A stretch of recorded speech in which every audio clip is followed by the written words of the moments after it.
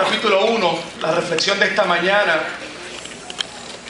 quiero que esté enmarcada dentro del gozo de los cristianos y las cristianas. Algunos dicen que la celebración de la Navidad es una fiesta pagana, pues porque está inspirada en una amalgama de creencias, etcétera, etcétera, etcétera. Pero para la cristiandad del siglo XX y el siglo XXI, entendieron y hemos entendido que es una oportunidad exquisita para proclamar a Jesucristo.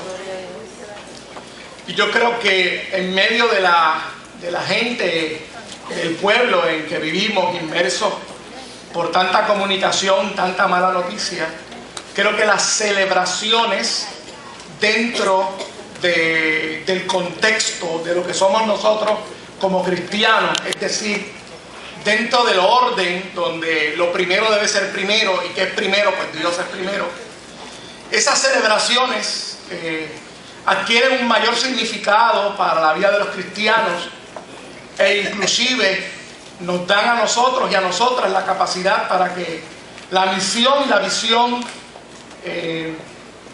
que como cristianos tenemos, que muy bien había escrito el pastor Román en el boletín del domingo pasado: el Espíritu de Dios está sobre mí, me ha enviado para proclamar el año agradable del Señor, dar vista a los ciegos. En medio de esa visión, yo creo que la celebración navideña cumple, se puede decir que lo podemos convertir en un instrumento, en un vehículo para poder proclamar esperanza a un mundo desesperanzado, a un mundo sin paz, a un mundo que no conoce lo que es el verdadero amor. Así que quiero que la reflexión de esta mañana esté marcada en el gozo que expresa el acontecimiento de la Navidad como tal, desde sus primeros acontecimientos, como lo es el llamamiento y la revelación del Espíritu Santo a esta adolescente joven que posiblemente tendría 15, 16 o 14 años, llamada María. Lucas capítulo 1, del verso 46 al 45, leemos la escritura a la gloria de Dios Padre. Perdón, el 46 al 55. Es que lo hice a ver si estaban despiertos, ¿no? Están muy despiertos. Eso está bien.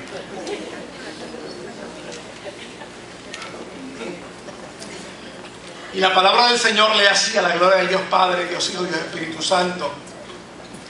Entonces María dijo: engrandece mi alma al Señor, y mi espíritu se regocija en Dios mi Salvador, porque ha mirado la bajeza de su sierva. Pues he aquí, desde ahora me dirán bienaventurada todas las generaciones, porque me ha hecho grandes cosas el poderoso. Santo es su nombre, y su misericordia es de generación en generación a los que le temen.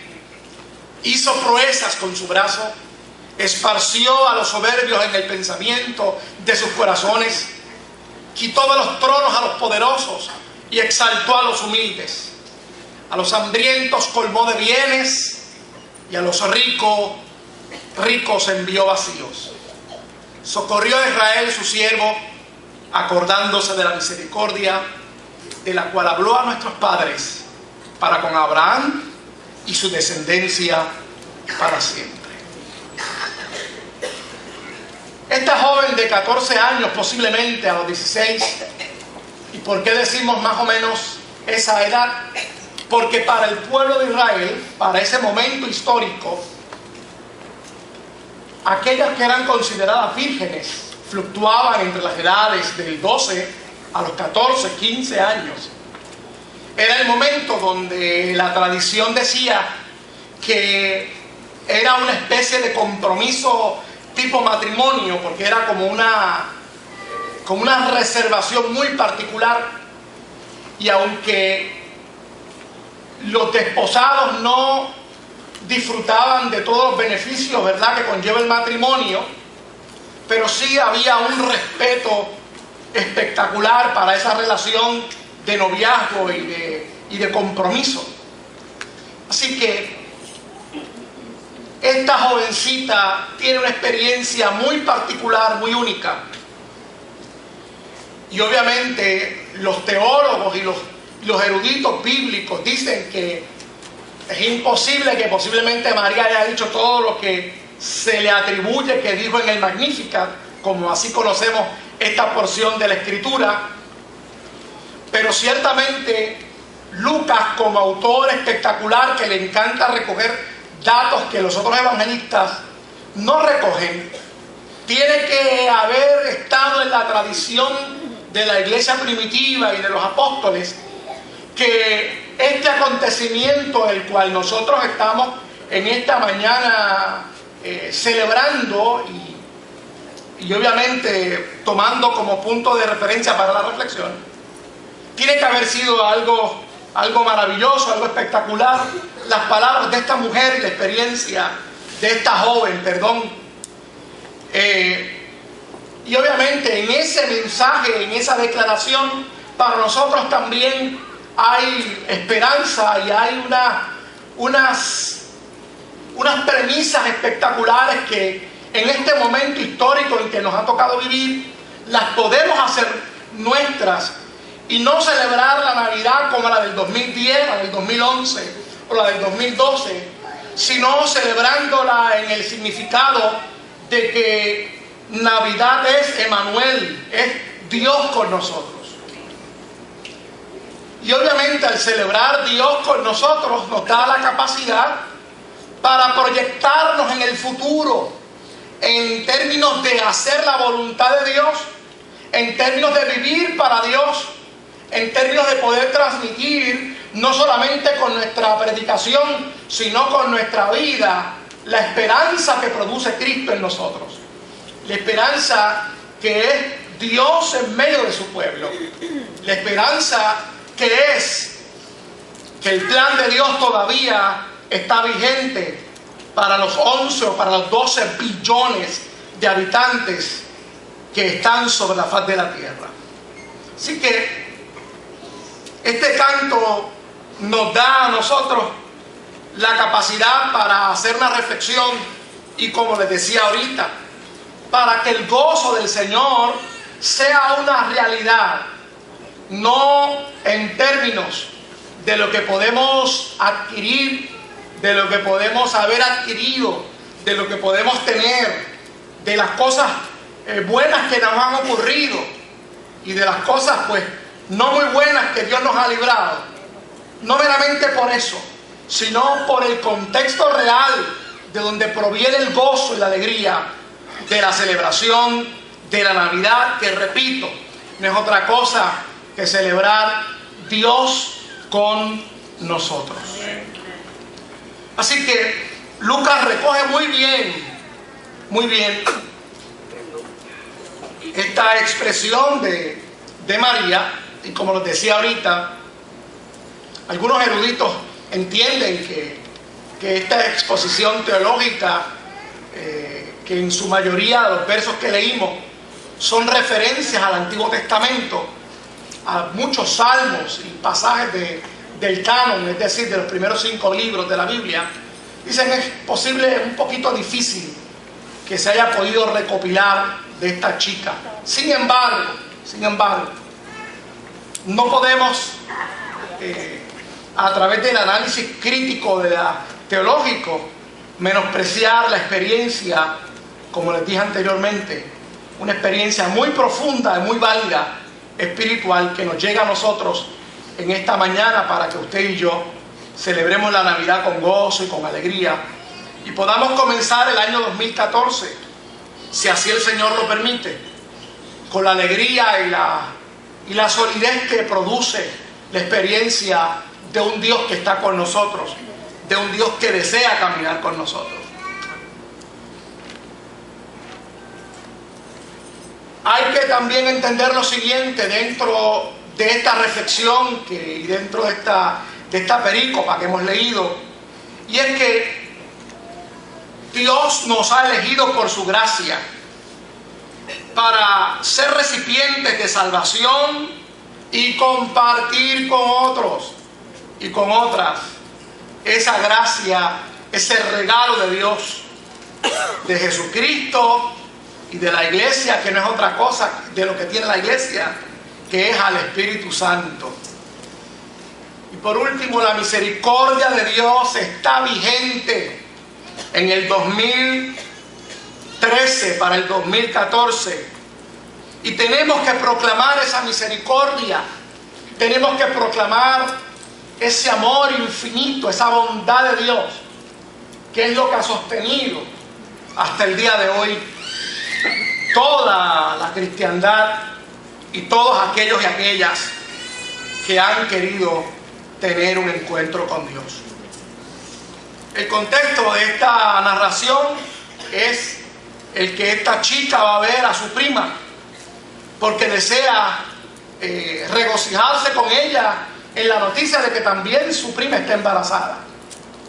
Y en esa experiencia muy particular, y me hacía recordar los encuentros de los hermanos en la década de los 60, 70 y 80, en las iglesias pentecostales, cuando se miraban y se veían y se abrazaban, que era una muy única. Algunos comenzaban a adorar al Señor juntos y comenzaron a hablar en otras lenguas, y alguna gente pues no podía entender esos encuentros. Usted veía en el culto, después del culto, aquellos dos hermanos abrazados, llorando y gritando de alegría y de gozo. Y esa es una experiencia muy particular que gozan los hombres y las mujeres llenas del Espíritu de Dios cuando pueden compartir la alegría, los regalos y la experiencia de saber que Dios está en medio de ellos. En ese contexto es que se da el Magnífica. Y se llama Magnífica porque la primera oración con la cual comienza esa perícopa, ese canto que leímos de la Escritura, comienza diciendo magnificar, exaltar el nombre del Dios Todopoderoso.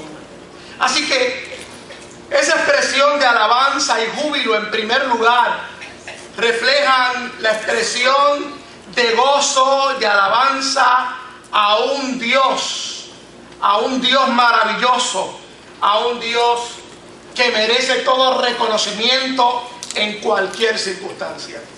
No solamente en las circunstancias de tristeza, en las circunstancias de asombro, sino en las circunstancias donde reconocemos que Dios está presente. Ahí el hombre y la mujer de Dios, al igual que hicieron María y Elizabeth, tienen que reconocer ese Dios poderoso. El Salmo 126 y verso 2, mire lo que dice con relación a eso. Entonces nuestra boca se llenará de risa y nuestra lengua de alabanza. Entonces dirán las naciones, grandes cosas ha hecho Jehová con estos. Sí, en el 2013, sí, con las situaciones económicas y las situaciones sociales muy particulares que Puerto Rico y el mundo están viviendo, porque Puerto Rico no somos los únicos, el mundo entero. Sí, el pueblo de Dios necesita levantar sus manos al cielo y adorarle y reconocer su grandeza. No es a través de milagros y portentos que la gente logrará entender al Dios poderoso, sino es a través de su pueblo.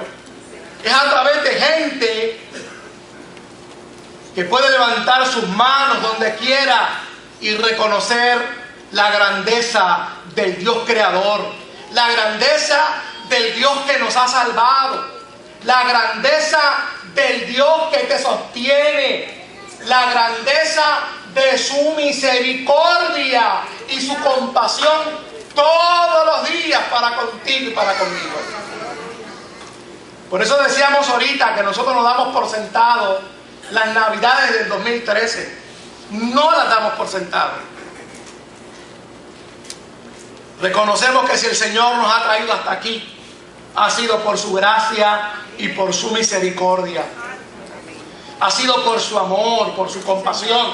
Por lo tanto, su pueblo merece, debe, es responsabilidad de que levante sus manos, bendiga el nombre del Señor en cualquier circunstancia y en cualquier lugar.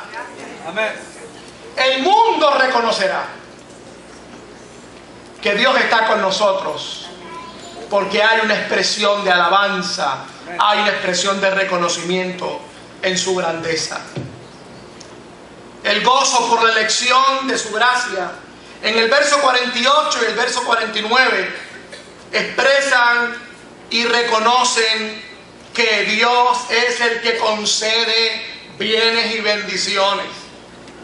No ha sido por nuestros méritos, no ha sido porque somos buenos, no ha sido porque somos fajones que hemos alcanzado nuestras metas, no ha sido porque somos bien inteligentes, no ha sido porque somos los niños más lindos del mundo, no ha sido porque Dios tiene gente preferida, ha sido por pura gracia, por pura elección.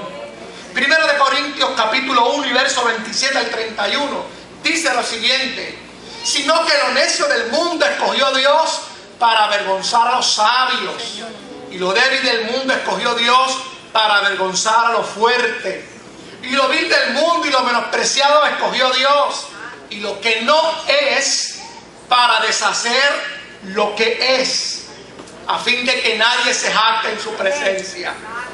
Mas por Él estáis vosotros en Cristo Jesús, el cual nos ha sido hecho por Dios sabiduría, justificación, santificación y redención, para que, como está escrito, el que se gloríe, gloríese en el Señor. El lunes pasado compartíamos con el grupo Elim y trabajábamos un tema espectacular, un tema tremendo: los hombres de Dios versus el machismo. ¿Cómo enfrentamos nosotros la realidad de algo que posiblemente la iglesia lo da por sentado, pero todos los días a esa misma semana tuvimos que abrir los diarios para confrontarnos con una escena horrible? ¿Y qué tiene que ver eso con esto?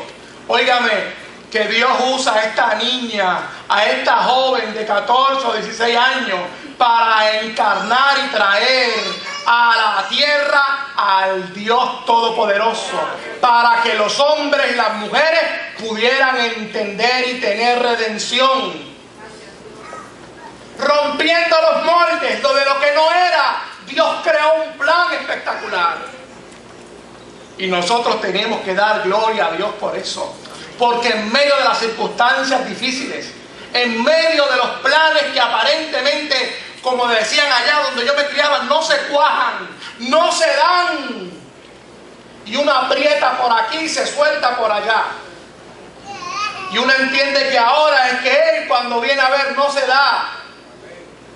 En medio de esas circunstancias, el pueblo de Dios bendice el nombre del Señor, porque ha escogido Dios de lo vil, de lo menospreciado, de lo que el hombre y la mujer no entienden, que no está en el orden para lograr el éxito. Ahí Dios se glorifica, y por eso usted y yo en esta mañana tenemos que levantar las manos y gloriarnos en el Dios Todopoderoso. Aleluya. En el Dios que tiene todo bajo control.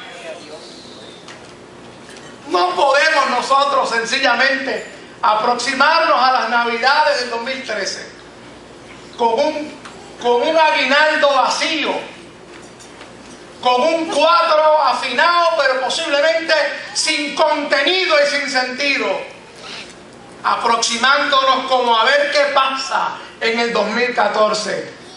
Los cristianos y las cristianas entienden que el gozo del Señor es producto de la elección y de la gracia divina sobre nosotros, y Él es el que produce en nosotros el querer y el hacer. Por lo tanto, aquello que no está bien definido, aquello que se puede ver medio borroso en el 2014, levante sus manos al cielo, bendiga el nombre del Señor, que el que tiene todo bajo su control lo pondrá en su justa perspectiva cuando así sea necesario.